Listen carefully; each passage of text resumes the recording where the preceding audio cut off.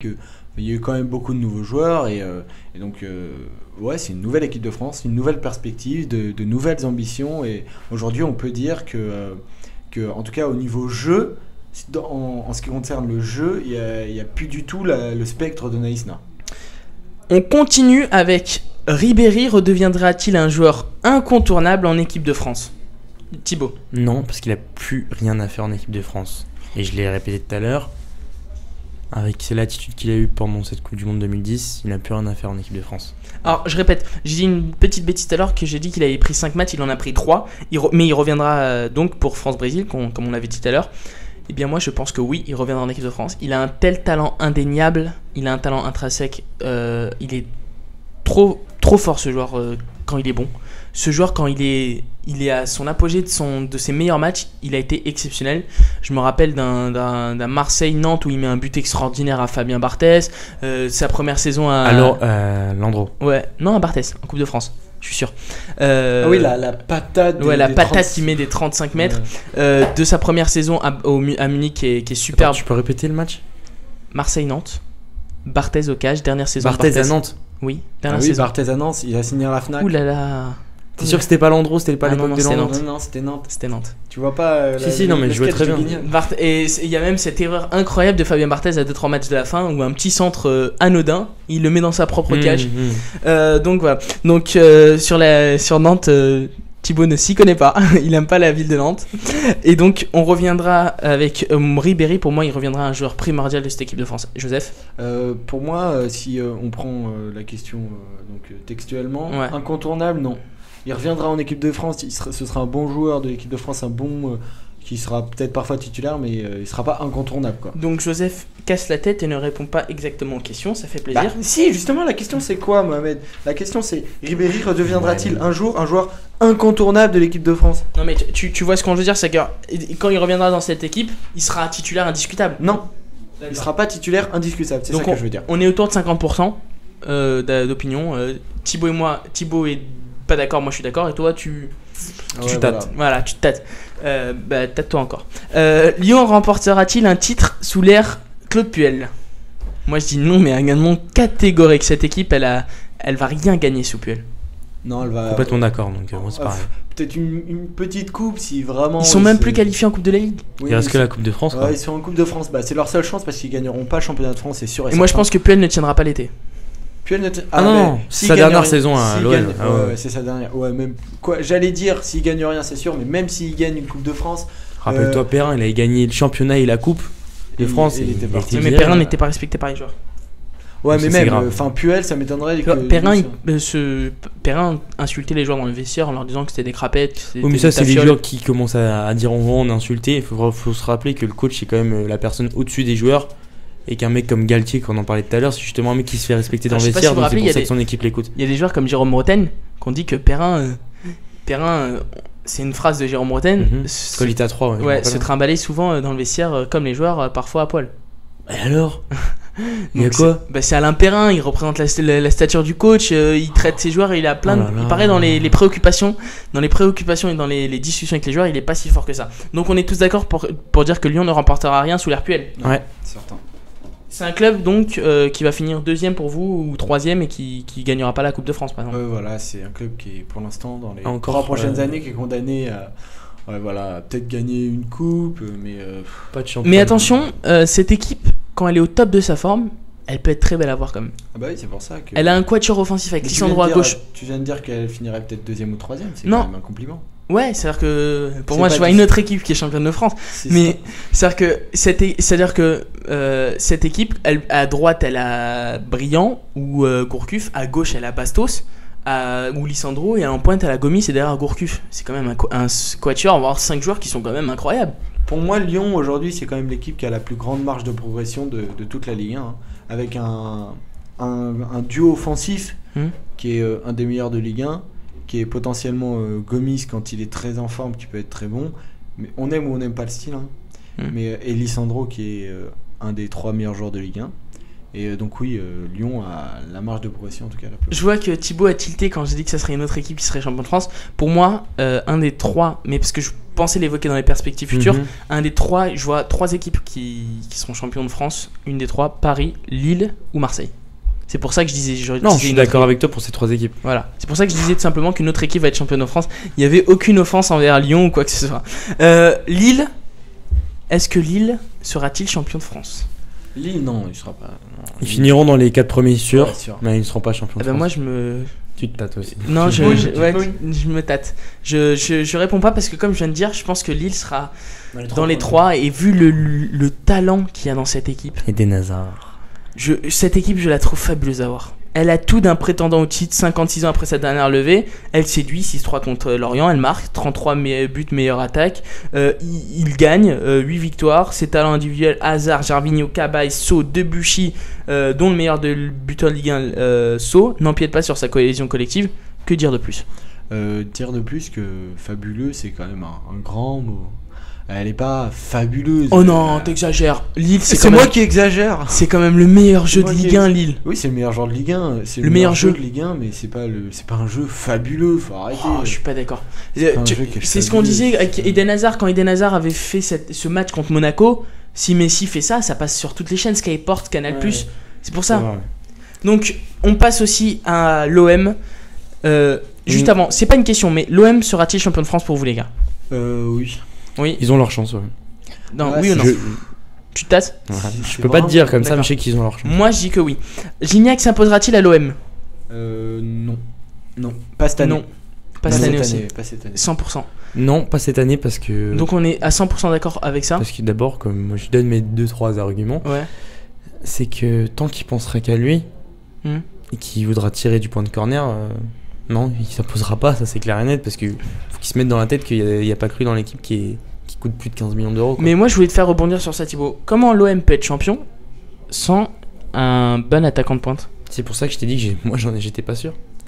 C'est ça qui est inquiétant. Bah ils ont un autre attaquant de pointe qui s'appelle Rémi quand même. Ouais, mais qui est plutôt passé à droite. Et Brandao aussi. Bah justement ils ont Brandao qui revient en forme. Une autre question, ça elle est moins importante, on va passer rapidement. Le Gret deviendra-t-il président de la fédération ?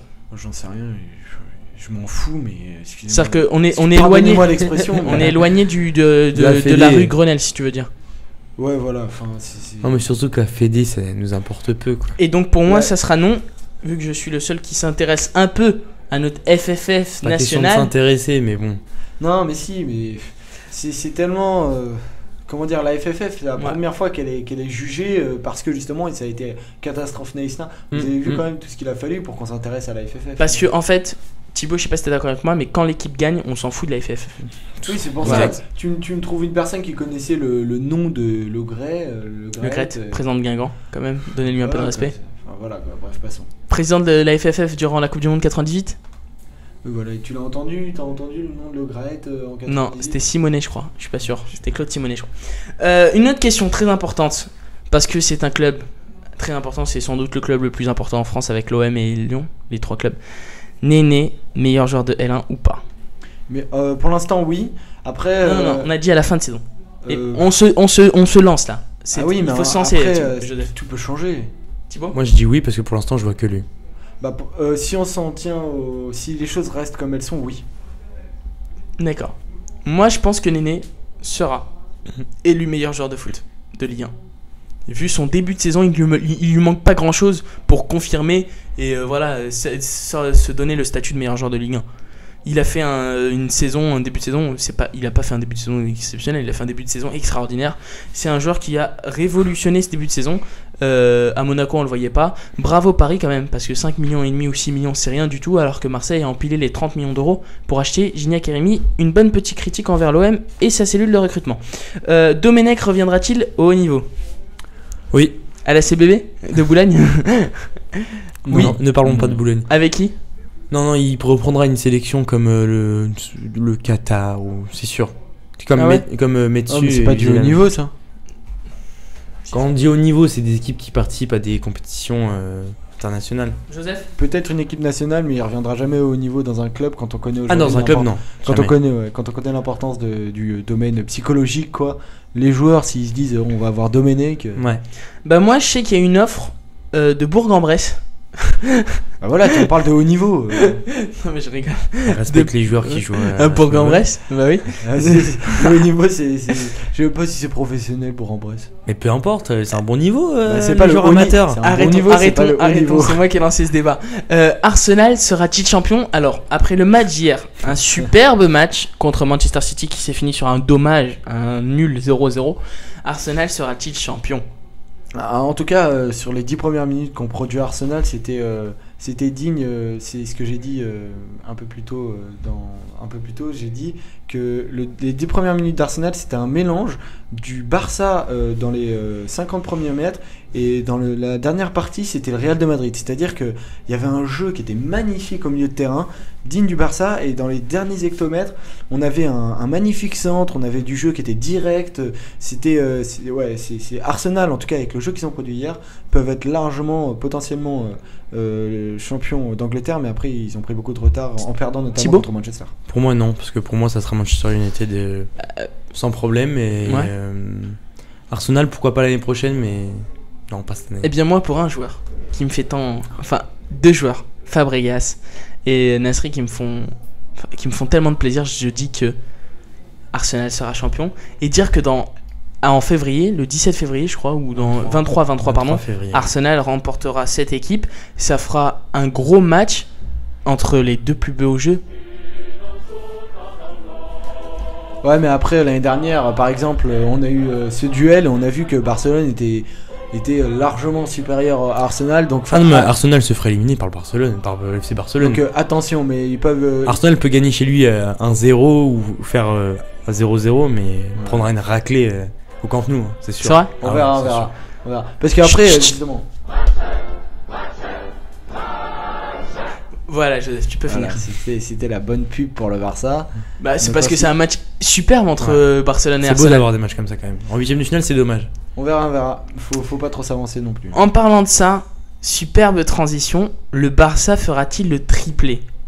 Le triplé, ça risque d'être difficile. Ou le Real a-t-il encore une chance, Thibaut ou Joseph ? Ouais, c'est plutôt la question qu'il faut se poser. Est-ce que le Real est capable de gagner une des 3 coupes, hein. Mais je pense que déjà au niveau du championnat, ça se jouera au match au Real Madrid. Voilà. Le retour.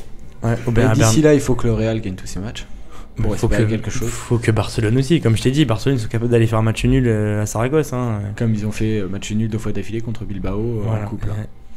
Et donc le triplé Ligue des Champions, ça va être dur, je pense, parce que Barça, Manchester, l'Inter, Milan AC. L'Inter, ouais. Alors, Milan, l'Inter non, parce que faut voir avec Leonardo. L'OM et l'OM. Enfin voilà quoi. Donc le Real, le Barça fera le triplé si le Real n'est pas capable de gagner une coupe. C'est pareil, mais à part le Real, la Coupe d'Espagne, ça va jouer entre le Real Madrid et le Barcelone, hein, c'est sûr. Donc on a fini ces perspectives 2011. On est très très en retard. Et parce qu'on a déjà fait les 2 heures, ça fait plaisir, mais on a tellement de choses à dire. On va passer tout de suite au tacle de Joseph Ruiz dans quelques instants. On commence d'abord par les infos de la semaine avec cette affaire Sessegnon. Je dois partir. Stéphane Sessegnon n'en démord pas. Il veut quitter le PSG suite à l'altercation avec son entraîneur Antoine Comboiré. Je veux pouvoir poursuivre ma progression et pour cela je dois partir, déclarant l'attaquant béninois dans le Parisien. J'ai un autre chemin à prendre, je suis dans une telle situation que je ne peux plus apporter grand chose, autant donc laisser ma place à quelqu'un d'autre et poursuivre mon chemin. Pourtant Comboiré, lui, n'a pas l'intention de lui accorder un bon de sortie. Robin Leproux devrait prendre en main le dossier et réunir les 2 parties la semaine prochaine. Je m'expliquerai à nouveau avec le président pour lui dire que je ne changerai pas d'avis. En attendant, le joueur s'entraîne seul, où ça ? À l'INSEP, les gars. Oui, d'ailleurs à l'INSEP, il s'entraîne avec dans la salle l'entraîneur Renaud Longrève, qui est un entraîneur d'athlète. Ouais, qu'est-ce qu'on peut dire sur Sessegnon ? Il a pas envie de jouer, ça fait longtemps. Il a un peu pris comme prétexte, on sait vraiment pas si c'est vrai ou pas. Il dit qu'il a été insulté. Thibaut, dernier mot ? C'est ça. Non, moi, je comprends pas des joueurs qui se permettent de partir comme ça. J'ai envie de partir, donc je viens plus à l'entraînement. Ouais, voilà, on passe tout de suite à la deuxième info qui concerne Manchester City. Le clash Kolo Touré-Adebayor, frustration, à force de ne pas jouer, Emmanuel Adebayor commence à péter les plombs à l'entraînement, taclé de manière légèrement virile par Kolo Touré, le Togolais s'en est pris rapidement à son coéquipier ivoirien. Interrogé par le Sun, Touré a tenté de minimiser cette affaire, ça a tourné au vinaigre à cause d'un tacle un peu dur, nous avons perdu notre calme, mais tout est rapidement rentré dans l'ordre, d'autres joueurs nous ont séparés, avec Adebayor ce n'est ni la première ni la dernière fois, c'était déjà le cas à Arsenal, c'est déjà oublié. Ce que personne n'oubliera, ce sont les jolies photos prises par le quotidien anglais et